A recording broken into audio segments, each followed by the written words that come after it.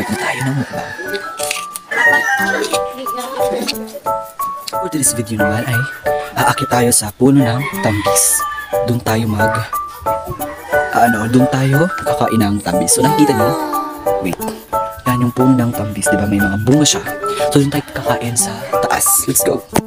Medyo mahirap siya kasi wala ditong inaapakan, tsaka naputo na yung dito. So kailangan natin just wait lang kung paano umakyat.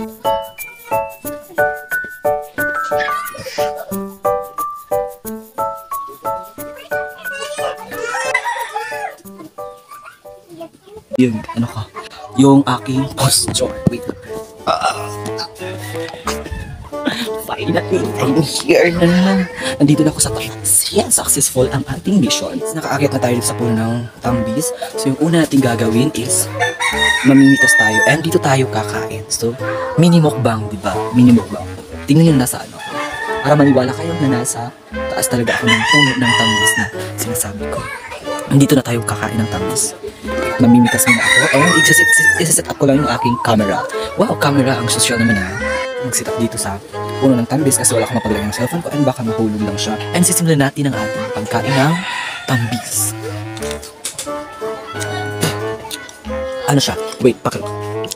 Ito yung sound niya.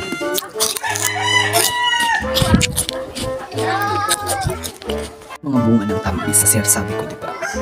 Medyo may siya, mga red na. So, ito. Hindi na ako nagdamit kasi mainit. Na-effect. So, start na tayo ng mukbang.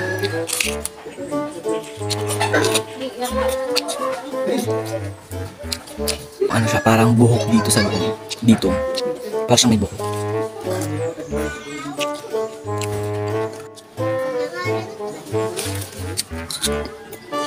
Buwas buhay na.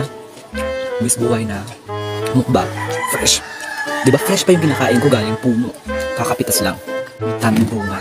Diba? Sabi nga, pag may itinanim, may aanihin. Hirakan na ako. Kukuha tayo ng yun, yung target natin.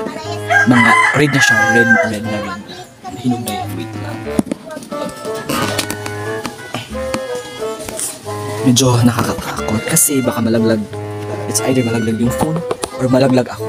Diba? Dalawa lang. Kasi may malalaglag. Kukuha na. Ito.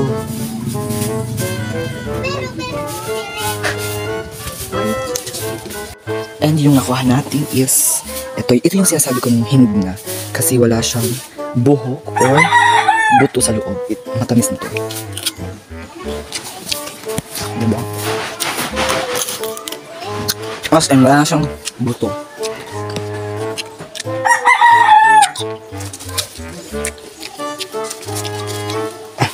Kanyang kulay. Grabe mga red na talaga sila. Kaso nandun pa, malayo siya. And fast forward, nabusog na nga ako, lumaki na yung aking chan dahil sa kakain ng tambis. And dito ko na tinatapos ang aking mini vlog. Thank you sa panonood. Thank you, bye!